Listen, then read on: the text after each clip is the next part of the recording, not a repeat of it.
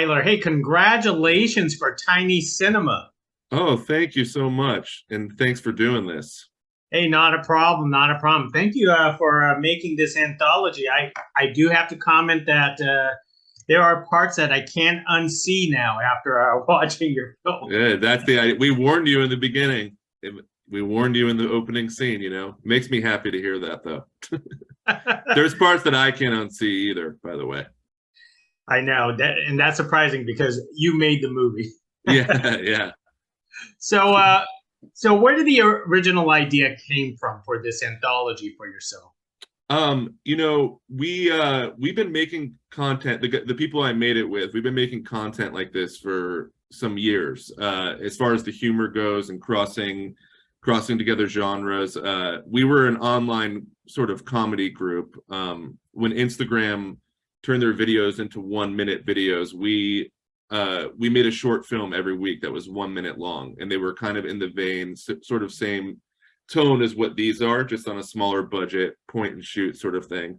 And we sort of built a following from that. And so some of the sketches that are in the movie, or the chapters rather, are original sketches that we had years prior with this. So this kind of came about because we shot two of these chapters, the first one and the last one, sort of on spec, or we were like, maybe we'll put these things out independently that are a little bit bigger. And then Epic Dread sort of came on board because I showed it to them. They did my first film as well, and they were just so great. They were like, do you want to turn this into an anthology, a weird anthology film? And they just sort of let us run wild and do our thing. And it was just a great, healthy, fun. We were just laughing the whole time. And it was also during quarantine. It was during COVID when we first started, and we shut down a few times, but it was great to have this energy of just laughing all the time while something so crazy was going on in the world. And that's sort of my memory of it. When I think back to what it was, it's like, oh, we were able to come together and just laugh during this weird chapter whenever we could, and it was safe enough. So yeah, sorry, that was a long answer. No, it's great because that begs the question is when people watch your anthology here, did you want them to be more horrified or more, laughing at all of this? A good balance. I think for me, the comedy does come first. We want people to know that we're sort of making fun of the horror anthology while paying respect to it as well. We all love horror so much, and we love, like, not all of these are completely horror either. There's a lot of different things. It's more so nightmares would be the word I would say. We wanted everyone to feel like they're in a nightmare, but the humor is at the forefront of it. I like to think it's a comedy first, but everybody's different, and that's kind of what is fun about it. Like, some people are actually scared of some parts in it, which is funny to me. But yeah, humor mostly. Great. Now, when you actually had Tiny Cinema, which were a bunch of shorts, and you had to do this into an anthology, how do you know which one to actually pick for your anthology?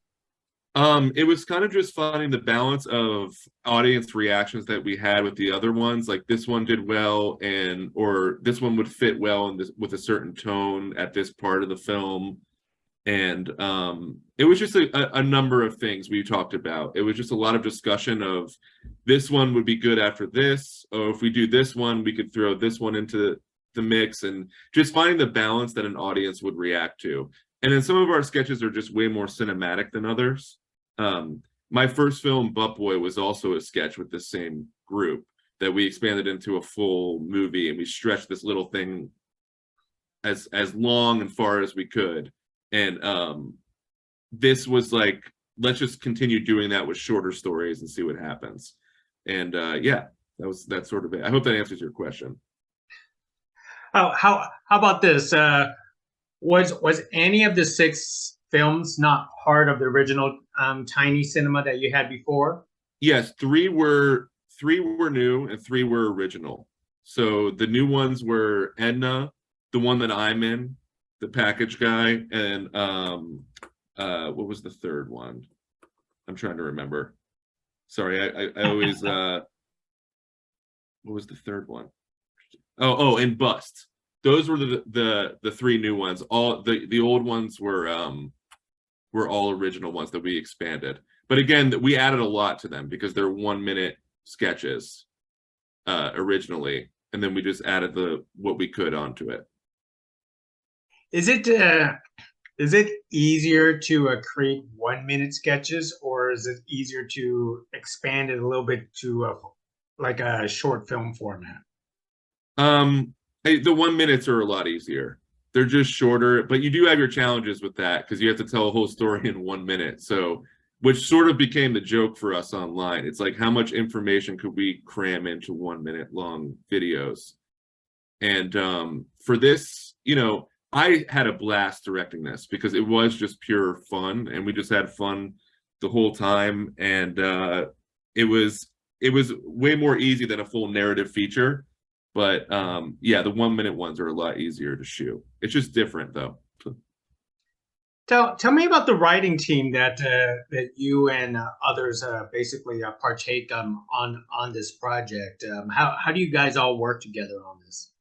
Well, again, we have the base point of our original stuff. So Ryan Koch and William Morian, that's who I wrote this with. They were the guys I started the online videos with years back.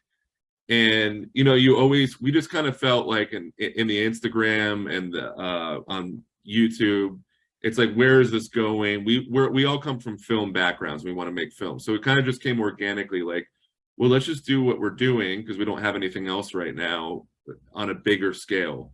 And the writing sort of just came from that. And what we do is we just sit around and we pace and we talk about how weird and crazy can we make this? How many twists and turns can we take people or how stupid can we make it too, but play it straight. And that's one of the best parts, because you're brainstorming and you're coming up with all these different things. You have a whiteboard, and then it was very comfy though, because we had some of this content before, so we knew we could pull it off in some senses, which is, you don't always have that, you don't always know that. So it was fun.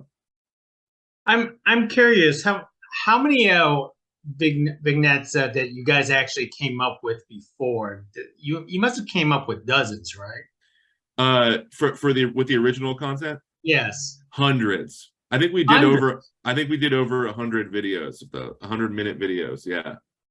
If you go to we've lost some followers over the years because we stopped posting anything really. But if you go to Tiny Cinema Instagram, they're all on there. There's hundreds of them. And yeah, you can see all of them there. You'll see the originals of what we did with these as well. But yeah, and that was very nice to have, because it's like boot camp. You're training for years because you're making these videos, and you just get a rhythm down with your crew, and you can move really fast. And there's so much education in it. It's great. So with everything, do you use the same crew over and over again then? Yeah, I mean, for my first film and this one, it was very similar. It was a very similar crew. Sometimes you add new people in or old people go out. Very few exceptions, but primarily it was the same crew. And the online stuff, it's more bare bones because we just don't have money and we can't pay people to be there. So it's like, whoever is willing to do this, come and do it. But it's a lot of the same core people. Austin Lewis, he edited all the online stuff, and he edited this film with me. He edited my first film. He's also the guy in the first chapter with That's What She Said. So it's everybody wears a lot of hats. It's like this community of people we sort of built over the years, and everybody's doing a lot of different things. Just because we didn't have a ton of money to make this, and that's kind of what makes it fun. We call ourselves a weird pirate ship, I mean, that's amazing. Is because just by the 6 alone in your film, the casting, you use so many people for casting. That must have been a huge ordeal for yourself. It wasn't. A lot of those people, again, it's people we've known. So even when we're writing, we're like, oh, she would be good for this, or he would be good for this, and we know they would probably do it.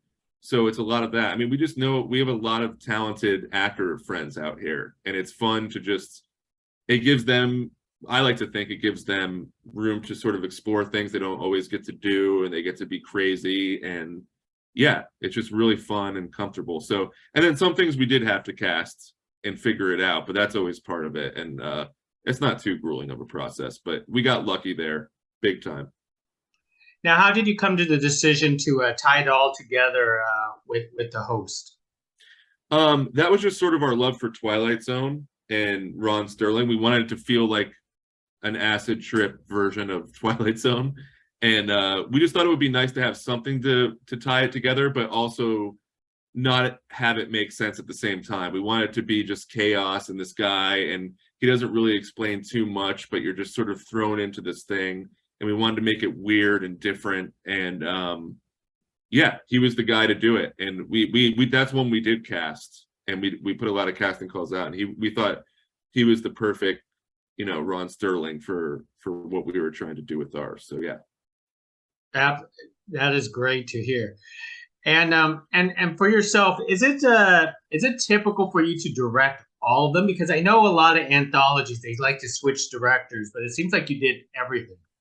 Yeah, well, look, there's a lot of people that help me out with everything, but yeah, I mean, I directed a lot of the stuff that we did online, the majority of the stuff that we did online, and like everybody just has different positions, like the editor that I work with, he's also a really talented filmmaker as well. It just kind of came down to it. Like the other two guys I was doing it with weren't really directing things at the time. So it was like, I'm going to direct this. And I kind of had the connection with Epic as well. And for me, it was just really fun to sort of be able to make different genres happen and play in different worlds and sort of see how many different tones I could set throughout a thing. It was so much fun and a blast. And but everybody held their weight. Ryan, who I also wrote, who was one of the co-writers on it, he scored the movie with me. We did all the music for it as well, which was really fun. And that was during COVID, and we would sort of talk through, we did all the music through the phone or email, and we would send each other clips and then go back and forth, and we created the score together. So everybody just collaborated so hard on it, and it's a lot of late hours for a lot of people. But look, I guess I love directing, so that's my answer. I want to direct as much as I can. So that's a great answer.